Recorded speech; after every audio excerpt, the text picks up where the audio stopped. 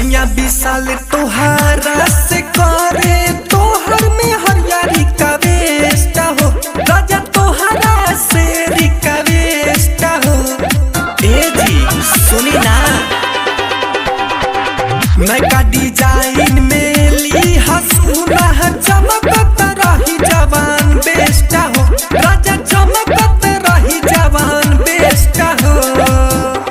गोरखपुर शहर से लइहा हो गोरखपुर शहर से लइहा हो तो घरे आवे खातिर मन सुख संगे टिकट कटैहा हो। ए सैया देवी माई के चुनरिया गोरखपुर शहर से लइहा हो।